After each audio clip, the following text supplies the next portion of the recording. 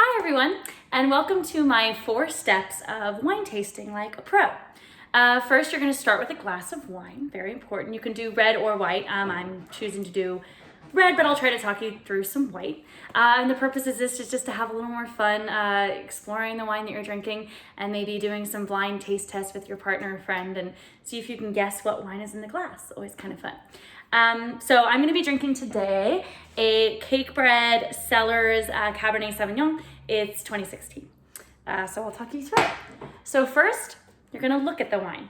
You're going to do this by just tilting the glass and looking down at the color. You want to usually use like a white background underneath your wine so you can get a really good look at it. And you're just going to try to see the color. So first, I'm going to see that this is like a deep ruby garnet, very like intensely colored wine. Sometimes you can look all the way down and see if you can see the stem. If you can see the stem of the glass through the wine, you're looking at usually like a lighter bodied red wine, very clear, where this one's pretty dark. So good to know. And then next you're gonna swirl your glass. So this can take a little practice. We don't want too much spillage because your wine is very precious. So if you haven't really done this before, it's best to kind of put your glass down on a table and then use the table to stabilize the glass while you start to swirl it. The purpose of this is to oxidize the wine, so it's gonna help later when we're smelling it and getting all those yummy flavors, and to start looking at, they call them wine legs, that are dripping down the wine of the glass. So as you slowly start to see, sometimes it can take a second for them to appear, but as you see these little legs as they're coming down the glass. Now what these tell us is the amount of sugar or alcohol content in the wine. So as you can see, these still haven't even hit the wine. So they're falling very slowly, meaning that we're looking at a high alcohol content wine. And this one does happen to be about 14.9%, which is definitely on the higher end of the spectrum. Usually 13.5 is about your average alcohol content for wine. So if you see it fall very quick, you have probably a simpler, lower alcohol. The thicker it falls, the more like sugar in there, which also means higher alcohol content. All right, next we get to smell it. So you actually want to start to try to smell it from way down here because you're going to try to sense that intensity level. So I can literally smell this wine from way down here. I already am starting to get some of those fruit flavors, meaning this is a pretty high intensity wine. Sometimes you have to bring it all the way up to your nose to be able to smell anything, and that just gives you a sense of the intensity. So while I'm smelling it, I'm gonna give myself a big whiff and then let yourself take it in. What you're smelling for is flavors.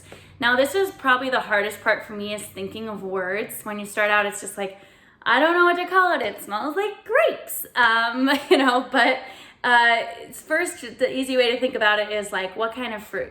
Is it red fruit or dark fruit? With this, I'm definitely getting like blackberry, cassis, plum, so all of those dark fruit flavors. Next, you're gonna look for any earthy characteristics, so like wet leaves, stone, gravel. I don't get a ton of earth on this wine, but if I had to say something, like maybe a little bit of that kind of like wet stone. And then you're gonna look for any oak characteristics in your wine. Oak usually comes out in the form of like vanilla, cinnamon, spices in that wine. So for this one, I definitely get those senses of like some spices, a little bit of cinnamon, kind of those vanilla characteristics. So I'm gonna guess that this has been aged on some oak, which it has been aged on French oak and neutral oak, which is giving it those flavors. Next, the fun part, you get to taste your wine. So take a big gulp. You want to switch it around in your mouth, really like take your time enjoying those flavors as you swallow.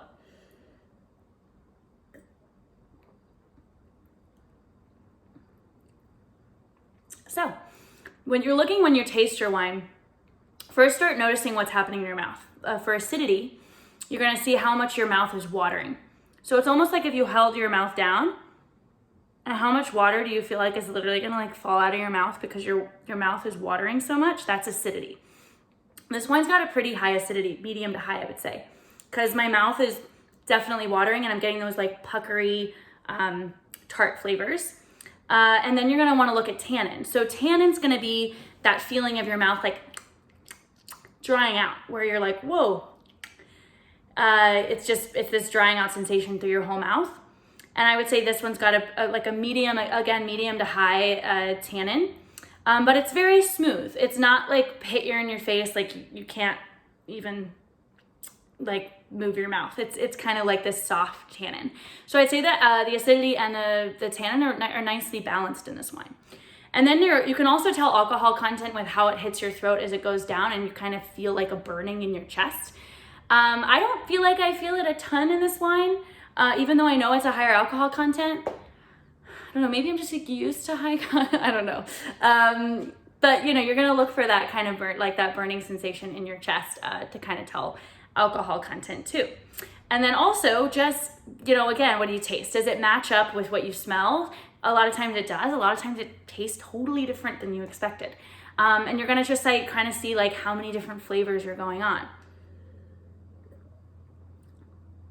I'm still getting those like lovely big ripe fruit. So like blackberry, plum, and definitely like spice notes, a little bit of cinnamon, peppery kind of fun notes. It's all, and you're also looking at complexity of wine with this. So if you can think of like one thing it tastes like, or two things, probably like a simple table wine that you can enjoy whenever. If you're feeling like there's so much going on and there's so many different flavors, you have a higher complexity wine.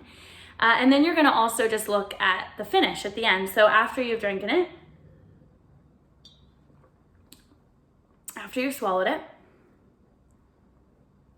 do you still taste it? I still taste it. I still taste it. So that would be a long finish. If you're still tasting the wine, like multiple seconds and minute after you drank it, that means that wine like still lingers, which is what the finish means. Some wines will just dissipate right after you drink them, and that's fine too. Sometimes you don't want to feel like the wine's in your mouth forever. So, it's all preferences. Now the fun part, what did you think of the wine? And this is just what you thought, so you can make notes on what kind of wine you like. Just, did you like it or not? Was this something you enjoyed drinking? If it is, then make note of it and remember, like, this is the region or the varietal that I enjoy. And if not, figure out why. Like, was it the oakiness, the full? Do you like ones that are a little thinner bodied? Figure out why, and that kind of helps you develop your palate. And then just kind of, and then maybe like have fun saying what it is, like looking at everything you found. So it's a high intensity, darkly pigmented, high alcohol, ripe fruit, black, dark fruit, with a little bit of spice notes that could mean some oak aging, some vanilla. That's round with high acidity and high tannin. So all of these facts can definitely help me try to figure out what wine this is. And I know this is a Napa Cabernet, but those are all great characteristics of a Napa Cab. Napa is known for having big, ripe fruit flavors and higher alcohol and big, bold, luscious wines. So it's really a perfect example of a beautiful Napa Cabernet, and it's fun to try to blind taste at home and have your partner like pour you some wine and say, guess what it is? And that's kind of how you go along guessing, and it can be kind of a fun little journey. So please comment below with what you thought of the video, and let me know what other questions you have, and happy tasting.